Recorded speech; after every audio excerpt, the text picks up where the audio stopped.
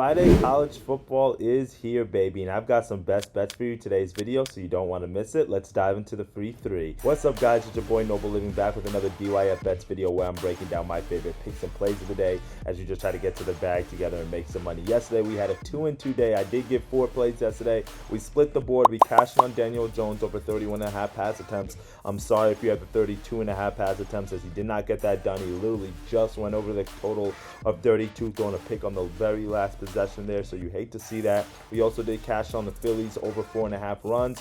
No sweat bet there. I mean, they did get the 5 runs pretty late, but hey, listen, they started off the game early, scoring 4 runs in like the first 2 innings. You love to see that, so we did have to kind of sweat out that last run, but hey, we got it. We did lose on the Georgia State Coastal Carolina over. Those offenses didn't really move the way we wanted to, so hey, it happens. Then we also lost on the Yankees Blue Jays NRFI. The Blue Jays gave up a 3-run home run in the bottom of the first inning. Hate to see that as well. 2-2 on the day, not too bad. We did lose a little bit of juice there depending on what you put on each individual play. One thing I do want to say is that normally my best bet of the day is my first pick. Just want to put that out there. So if you're somebody who's like trying to figure out how many units to put on each play and you tap into the videos consistently, normally my first pick is my POD, my best bet of the day. So if you do want to go heavy on one of those, maybe you should do it on the very first pick. But you can see our year-to-date record right here, still crushing it, still over 500 in the month of September, still over 500 in college football and NFL. So you love to see that. So let's dive into these first best bets, and if you can, drop a big thumbs up on this video and I'd greatly appreciate it.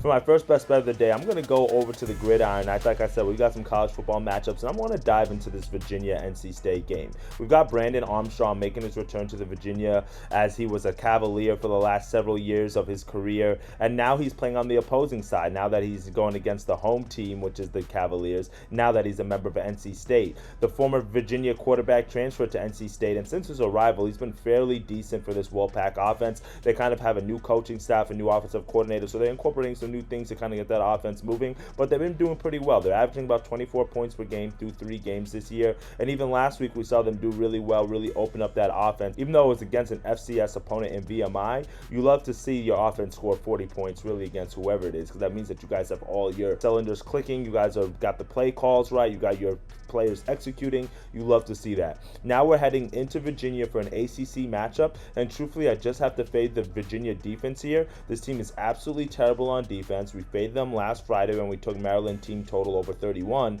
and Maryland ended up scoring 42 points in that game. So today we're going to run it back. I'm going to go with the Virginia Cavaliers over 27.5 team total points in this matchup, minus 135 odds on Bovada. Now I will say this, if your book does have 28.5, I would, 1, either try to tease it down, 2, either put less units on it, or 3, just take it all the same. But I do think the 27.5, because it's a key number, because that's 4 touchdowns, is really valuable in this matchup. Do I think they blow over this total? Yes, I do. Do I think they'll get to 29 points if you take the 28.5? Yes, I do. But it is a key number, so I have to put that caveat out there that 27.5 number is the number that you really want to get, and it's the number you want to lock in early. Like I mentioned, this Virginia defense is really what we're fading here. The Cavaliers defense is ranked in the bottom 15 in all of college football teams in points per game allowed. They're giving up close to 42 points per game so far this year. They're also in the bottom 20 in total defense, giving up more than 450 total yards of offense per game. So that's really not going to get it done. And now, do I think this NC State offense is as potent as Tennessee, James Madison, and Maryland,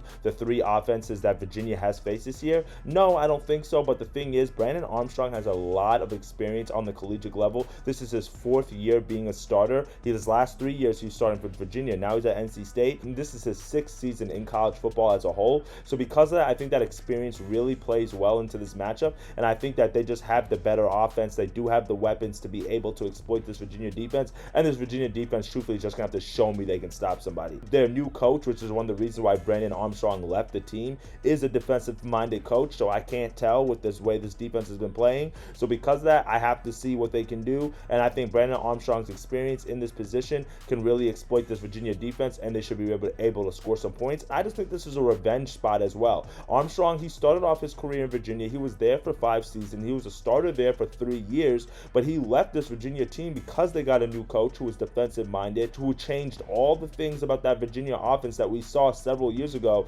Like, Brandon Armstrong, look at his numbers his sophomore, junior year. Dude was on fire for Virginia. Their offense was crazy good. They scored a ton of points. Then they hired a defensive-minded coach, so it completely changed the entire scheme. And I don't think Brendan Armstrong liked that too much. Kind of sabotaged his senior season, kind of sabotaged kind of the momentum that he had going. And he was a draft prospect. I mean, I think he still is a draft prospect. I think that kind of took a big hit on his stock. So because of that, I think he's going to come into this matchup motivated, really ready to show that he can still play. He's used to this field. He's used to this atmosphere. Yeah, he's been on the other side of it before, but I think this is just really one of those spots for Brandon Armstrong that he's going to come out, really get this offense moving in the right direction. Like I said, Virginia has to show me something. So because of that, let's go with NC State team total over 27.5 points as my first best bet of the day. For my second best bet of the day, I'm sticking with that game, and I'm going with the money line parlay. And I'm going to take NC State money line, and I'm going to parlay that with the Astros money line. So we're going a little split different sport here. We're going to go with a baseball parlay with a football parlay, but NC State money line,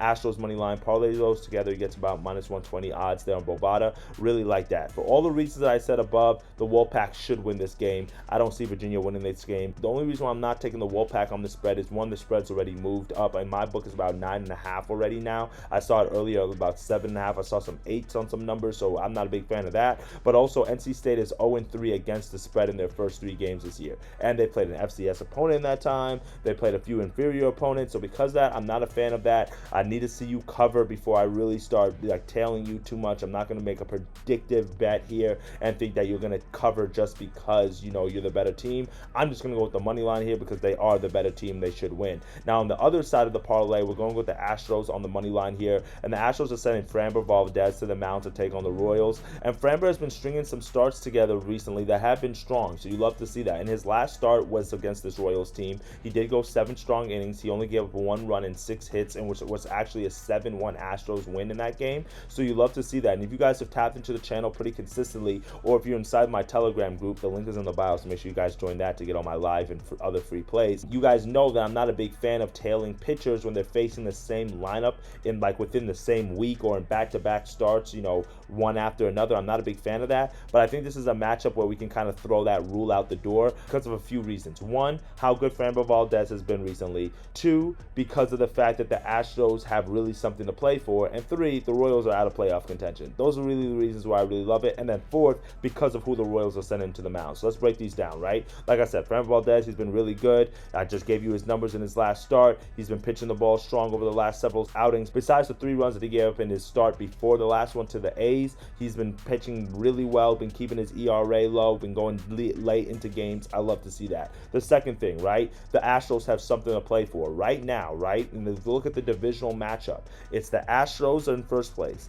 Then you've got the Rangers and the Mariners who are tied for second place. They're half a game back behind the Astros for that first place spot. So this is a game that the Astros have to win. If they do lose, they don't only just look at going from the top spot in the division, you drop down 2 wild card spots because of how close this divisional race is. So now you're facing a Royals team that doesn't really have anything to play for. They're not in the playoff hunt. Yeah, they're going to play spoiler alert here and there, but I think this is a game that the Astros cannot let slip away because of how close that divisional race is and how the opportunity is to take advantage of this opponent that they have right in front of them. Now, the last reason why I think the Astros are going to win this game is because the Royals are sending Cole Reagans to the mound. And, Cole Reagans faced the Astros in his last start. And look at his numbers. 6 hits, 5 runs in 6 innings. A little bit different than Framber Valdez's last start, right? So because of that, I want to give the advantage to the Astros offense here. They've been absolutely on fire over the past 30 days. They're top 5 in majors in terms of runs per game over the last 30 days. They're also 8th in isolated power against left-handed pitchers over the past month.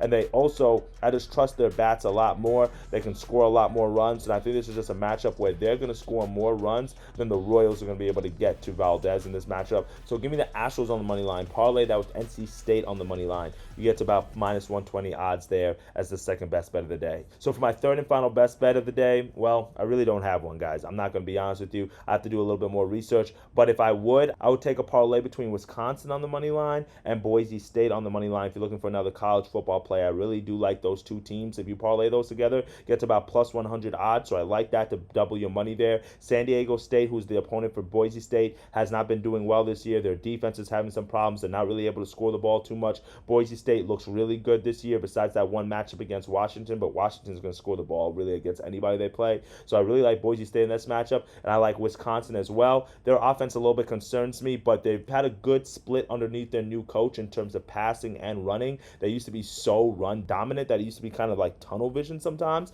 So I really like what they're incorporating that offense now with kind of like a balanced attack. And Purdue is just not really good. It's their first year with a new head coach, kind of implementing a new system. They got a ton of transfers who are not really knowing where they're supposed to be playing. And I faded them last week when they played Syracuse, and the line in that game was only -2 for Syracuse, and Syracuse ended up winning that game by like 14. So I think Purdue is just not really that good of a team this year. This is a transition year for them. So I think Wisconsin should get it done with that offense. And I also do like Boise State. Take them both on the money line, parlay those together for a +100 winner. I do like that. And there's also a few baseball plays out there as well that I think you guys can keep an eye on. I think there's a few run lines that have some value on it. The Braves on the run line might have some value on it. The Orioles at even money should be really good. Dean Kramer for the Orioles is the most profitable pitcher out of any pitcher this year. Dean Kramer has made the most money for any better. And then also the Orioles on the road has been the most profitable road team so far this year as well. So two things to keep in mind when you're taking a look at that game, maybe handicapping that. Also like the Astros on the run line. You might also want to take a look at the Twins on the run line. Those are a few other leans and best bets that you guys can take a look at. But for all my other picks and plays, make sure you guys are joining the free Telegram group.